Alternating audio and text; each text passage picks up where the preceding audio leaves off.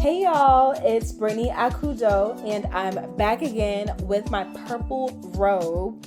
Per usual, y'all know that when I pop out in this robe, that means I'm popping out with some fire custom-made fits that I literally sewed from scratch. So of course, I have some nice visuals for y'all and a discussion topic, so let's get into it.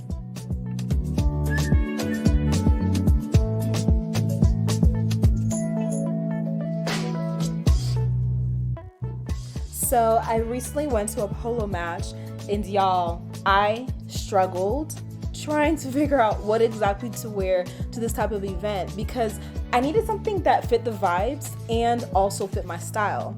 So I was able to find something in my closet, but that struggle did inspire me to make a few outfits so that you could use as inspiration when you're attending a Polo Match.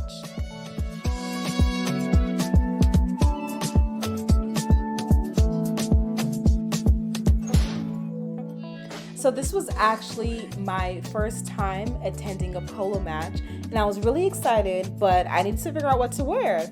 So I searched up, what do women wear to a Polo Match? And what I saw was just not it. It was not my style. So I was like, okay, let me make it more specific. So then I searched up, what do young adults wear to a Polo Match? And it was better, it was much better, but I wasn't able to find any concrete inspiration that I could work with. And so then I was like, okay, let me just be straight up with this search engine. And I searched up, what do black women wear to a Polo Match?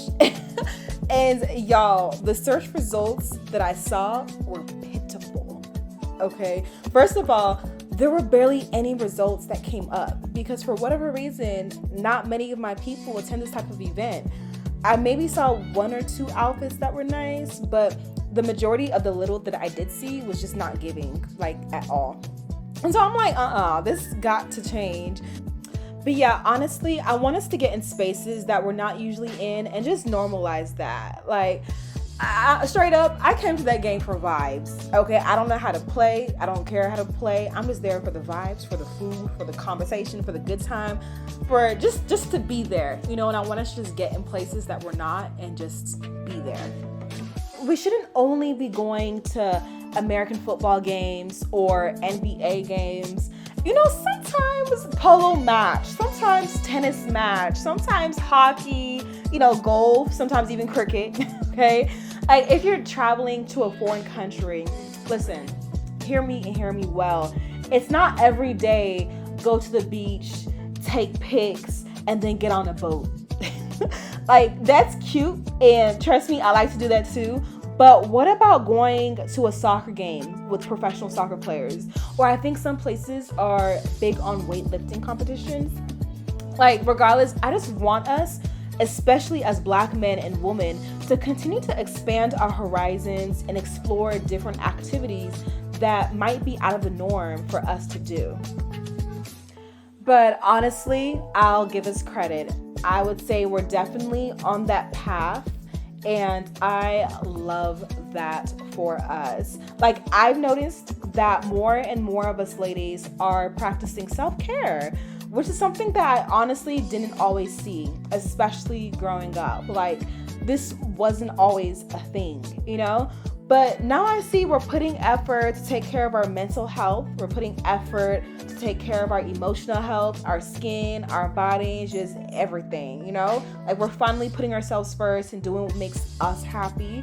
We're whining and dining ourselves, taking solo trips, you know? Well, now I will say, I'm not sure if some people are doing this for the sake of content. Like, I don't know if some of these people are living that life and lifestyle in real life or if it's solely for posting. I don't know, because some of it does look like cap, not gonna lie. Not even gonna lie. But I do think that regardless, that principle of just taking care of yourself has been digested by a lot of people and has been genuinely implemented in a lot of us ladies' lives, which is great because a lot of young girls are taught growing up that they need to be the best homemakers, you know? Like, it's like they need to be the best this and the best that, for their husbands and for their children and their homes. And I do think all that is very necessary, especially if you desire those things. I just think that young girls also need to be taught that they need to be the best this and the best that for themselves. If you're not taking care of yourself and loving on yourself, it's going to be hard to take care and love others, because it's like you're pouring from an empty cup, you know? Another stereotype that I'm not even gonna lie, sometimes when I hear it in a certain context, it does make me feel some type of way. And that's the whole strong Black woman thing. Like, this whole strong Black woman stigma, I feel like the root of that phrase derives from a lot of the trauma that we as Black women have faced generationally that forced us to stand up and be strong and be independent.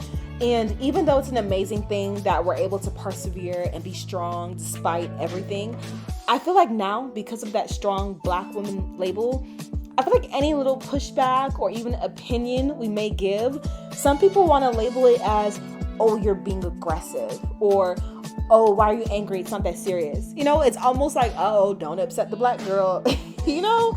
And, which is funny because I'm actually, honestly, far from aggressive. I'm actually a soft babe, okay? Like, that's my natural habitat, which is funny because I wasn't even raised like that. I was actually raised to be, you know, a go-getter, hardworking. My mindset has always been not to wait for a handout, go and get it yourself, you know, have thick skin, make lemonade out of lemons, you know, all that. And all that is me, and I'm grateful for that upbringing because it's helped make me who I am today and who I'm growing to be. However, I'm a soft babe, okay? Like, pamper me, ginger me, okay? That whole independent thing, that whole Miss Independent is for the birds. Listen, y'all can have that, okay? I'm all for interdependence. Like, we all need each other. We're meant for community, not isolation.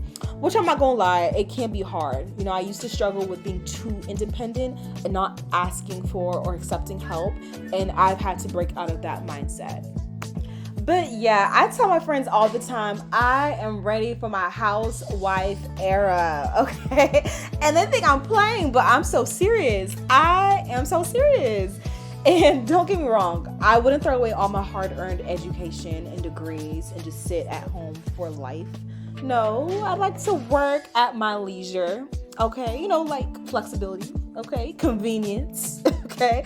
And that's just me. If you want to work and be a work, don't stop, babe, hey, more power to you, but that's you, okay? But no, I just want us to be able to be vulnerable and not feel like we have to be strong all the time, because in reality, we're going to have our weak moments. You know, we're going to have our moments where we don't have it all together and we're a chaotic mess. And we shouldn't have to feel like we must live up to the strong, independent woman thing and mask our pain behind it. You know, sometimes strength looks like being okay to have a weak moment. And I've learned in those weak moments, that's when God really gives you strength. So that's all I have for y'all today. Remember, there's so much out there for you, so never limit yourself based on stereotypes that society placed you under. So let me know your thoughts in the comments down below. I hope you enjoyed this content that you didn't even know you needed. Have a blessed and authentic rest of your day and be encouraged. Bye.